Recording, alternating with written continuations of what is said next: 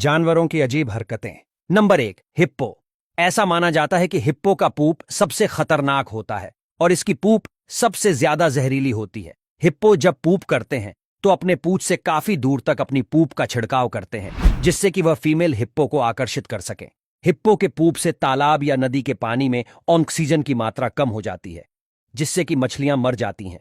आपको बता दें कि हिप्पो एक ऐसा जानवर है, लंबे समय तक पानी में रहने के बावजूद उन्हें तैरना नहीं आता।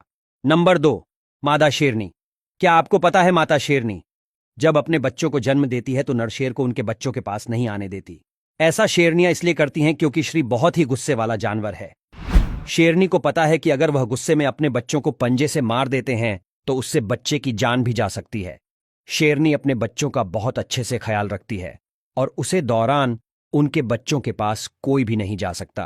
नंबर 3, मादा कंगारू। मादा कंगारू जब किसी शिकारी से खतरा महसूस करती हैं तो अपने बच्चों को अपनी थैली से बाहर निकाल देती है।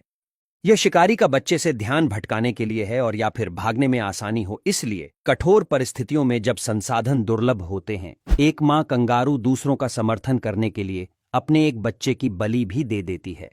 यह एक अकेला जानवर है जो अपने बच्चों को जोखिम में डालकर खुद बच जाते हैं। नंबर 4, कोयल।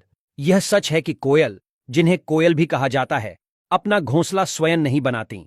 इसके बजाय वे अपने अंडे कौवे जैसे अन्य पक्षियों के घोंसलों में रखते हैं और दूसरे पक्षी को अंडे सेने और बच्चों को खिलाने के लिए छोड़ देते हैं।